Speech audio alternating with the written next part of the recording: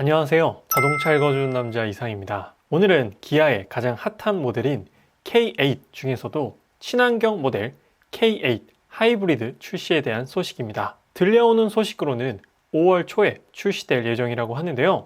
5월 3일에 출시된다는 소식도 있습니다. 곧 출시가 되는 만큼 미리 어떤 특징을 가지고 있는지 알아보고 가솔린을 살까 하이브리드를 살까 고민하시는 분들에게 적극적으로 한번 뽐뿌를 넣어드려 볼까 합니다. 그리고 전 세계적인 반도체 품귀 현상으로 인하여 지금 계약해도 내 차가 언제 나올지 모르는 이 상황에서 빠르게 출고받을 수 있는 꿀팁도 오늘 전달될 예정이니 영상 끝까지 시청 부탁드리겠습니다. 아직 자동차 읽어주는 남자 구독 안 하신 분들께서는 먼저 구독 꾹 누르고 영상 시작하시죠. 자, 바로 본론으로 들어가서 K8 하이브리드 특징을 살펴볼 텐데요.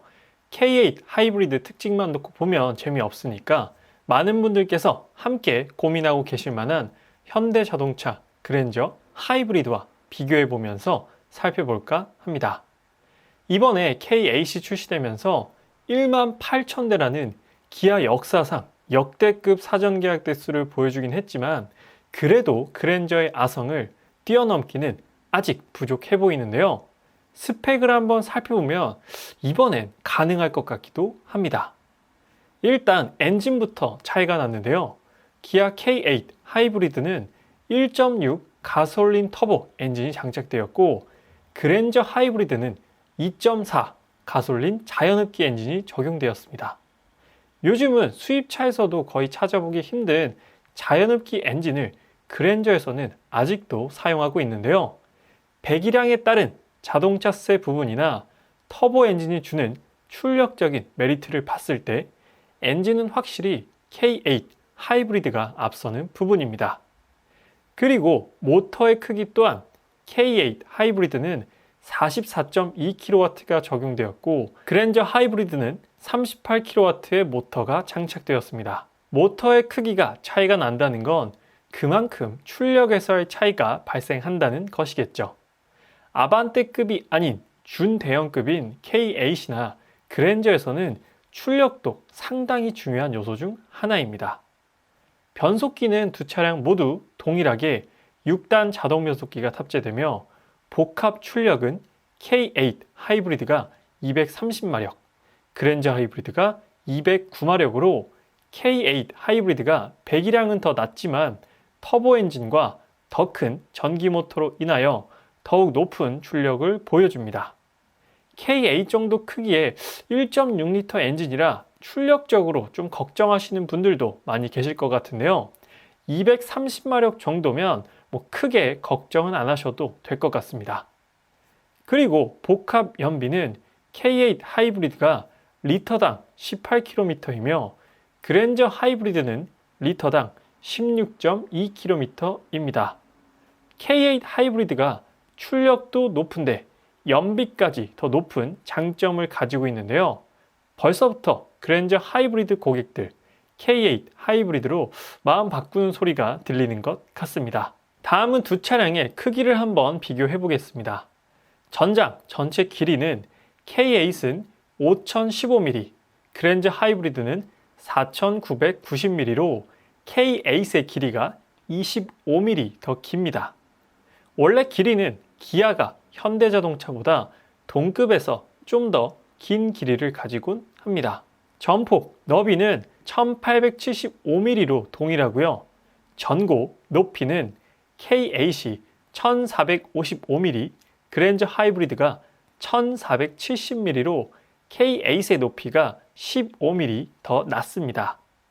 길이는 더 길고 전고는 낮아서 좀 더 스포티한 세단의 느낌이 나는 것 같네요. 휠베이스는 K8이 그랜저 하이브리드보다 10mm가 더 넓습니다. 전체적으로 본다면 전고를 제외하고는 크기 부분에서는 K8이 더 앞서는 모습입니다. 좀 더 넉넉하고 여유 있는 차량을 원하는 소비자들은 K8을 선택할 확률이 더 높지 않을까 싶네요. 그리고 다음은 K8 2.5 가솔린 혹은 3.5 가솔린 모델과 하이브리드를 고민하시는 분들에게 K8 하이브리드가 갖는 장점에 대해 말씀드릴까 하는데요.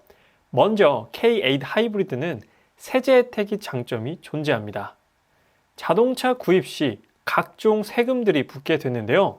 하이브리드 차량 같은 경우 개별 소비세는 100만 원 한도 감면이 가능하고 교육세는 30만 원 한도 감면, 취득세는 40만 원 한도로 감면이 가능합니다. 그리고 K8 하이브리드 같은 경우 1600cc 미만의 배기량을 가지기 때문에 자동차세에서도 2.5 가솔린보다 메리트가 있고요. 2.4 가솔린 엔진을 사용하는 그랜저 하이브리드보다 자동차세가 더 저렴하다는 장점이 있습니다. 출력도 더 높고 크기도 더 큰데 세금까지 더 저렴하니까 정말 이번 K8 하이브리드 작정하고 나온 것 같습니다. 물론 세제 혜택도 존재하지만 차량 구입 후 유지비 측면에서는 이제 유류비에 대한 기대가 가장 클 텐데요. K8 2.5 가솔린과 K8 하이브리드, 현대 그랜저 하이브리드의 연비를 기준으로 각각 유류비를 계산해 봤습니다. K8 2.5 가솔린 복합 연비는 12km로 계산했으며 K8 하이브리드는 18km, 그랜저 하이브리드는 16.2km로 계산했음을 참고 부탁드리겠습니다. 먼저 연간 2만 km 주행 시 비교해 볼 텐데요. K8 2.5 가솔린 같은 경우에는 약 256만 원, K8 하이브리드는 약 170만 원, 그랜저 하이브리드는 약 190만 원으로 역시나 연비가 가장 월등한 K8 하이브리드의 유류비가 가장 적게 나왔습니다. 그리고 연간 4만 km 주행했을 때를 비교해보면 K8 2.5 가솔린은 약 512만 원, K8 하이브리드는 약 340만 원, 그랜저 하이브리드는 약 379만 원입니다. 점점 K8 2.5 가솔린과 K8 하이브리드의 유류비가 크게 차이가 나는 걸 확인해 볼 수 있습니다. 그리고 연간 6만 km 정도 주행거리가 상당히 많죠. 연간 6만 km 주행을 비교해 봤습니다. K8 2.5 가솔린은 약 767만 원이고요. K8 하이브리드는 약 512만 원입니다.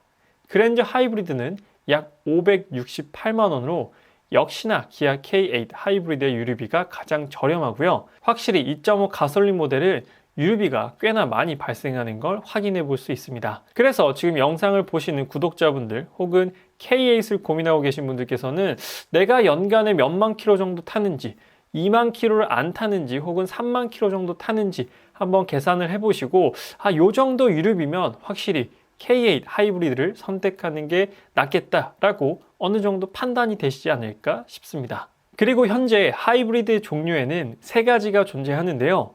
K8에 적용된 하이브리드를 포함하여 마일드 하이브리드와 플러그인 하이브리드가 존재합니다.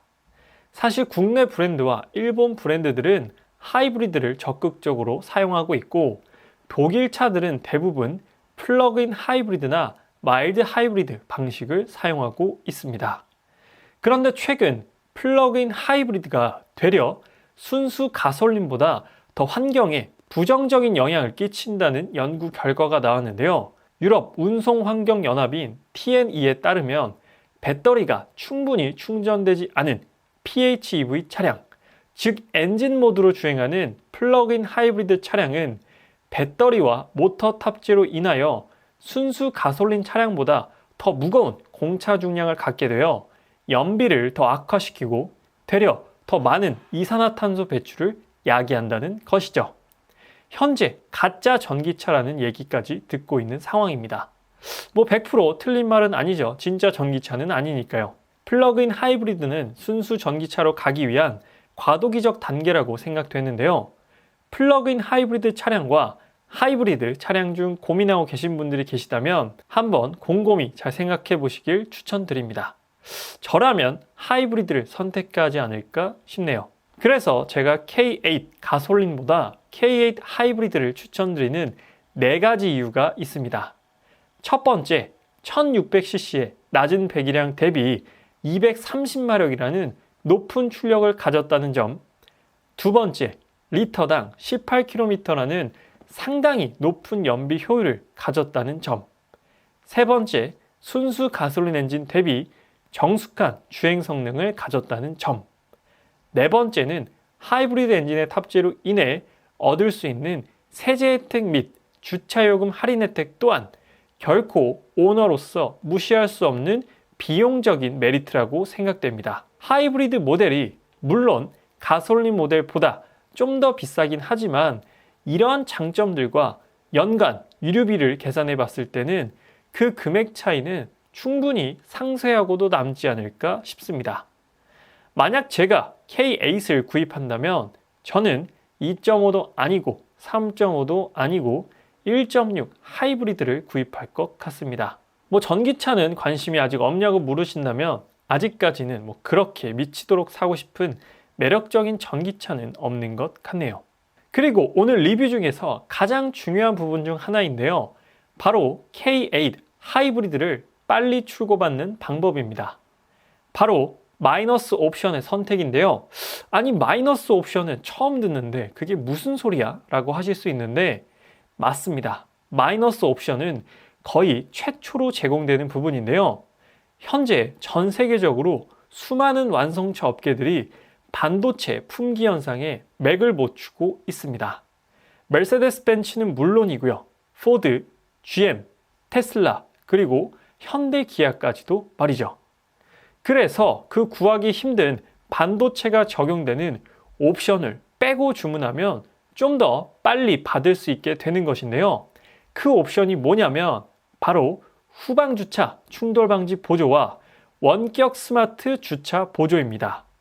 이 옵션을 빼면 가격은 40만 원이 빠지게 됩니다. 사실 40만 원 이상의 값어치를 충분히 해내고도 남는 옵션이라고 생각되는데요. 그래도 빨리 받는 게 더 중요하시다면 이 옵션을 제외하면 좀 더 빨리 받을 수 있는 확률이 높아진다고 합니다. 물론 현재는 K8 가솔린 모델에만 해당되는 사항이지만 K8 하이브리드 가격표가 공개된다면 동일하게 적용되겠죠. 만약 이 두 가지 옵션을 넣는다면 올 4분기, 즉 겨울 혹은 내년이 되어야 K8을 받아볼 수 있다고 합니다. 차가 급하지 않다면 저는 개인적으로 이 두 가지 옵션을 넣고 천천히 받으시는 걸 추천드립니다. 40만 원 이상의 값어치는 톡톡히 해내는 옵션들이긴 하거든요. 애초부터 필요 없다, 난 하위 트림을 구입할 거다, 저 옵션 안 넣을 거다 하시는 분들한테는 물론 해당되지 않는 얘기입니다. 그런 분들은 그냥 원하시는 대로 옵션을 선택하면 돼요.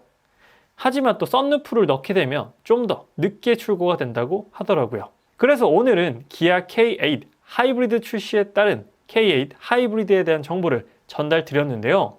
어떠세요? 가솔린 살까? 하이브리드 살까? 고민하시던 분들, 하이브리드로 마음이 좀 기우셨을까요? 사실 어떤 차를 구입하셔도 상관은 없지만 이왕이면 제가 봤을 때 좀 더 장점이 있고 매력적인 차량을 구입하시면 두고두고 만족하시면서 타지 않을까 싶어서 제가 장점을 정리해서 브리핑을 한번 전달 드려 봤습니다. 그래서 기아 K8 하이브리드가 공식적으로 출시돼서 자세한 스펙이 공개된다면 다시 한번 리뷰를 통해 전달 드리도록 하고요. 오늘 제가 준비한 K8 하이브리드에 대한 소식은 여기까지입니다.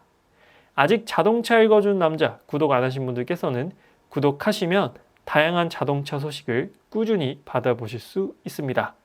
구독 한 번만 부탁드리도록 하고요. 지금까지 자동차 읽어주는 남자 이상이었습니다. 시청해주셔서 감사합니다.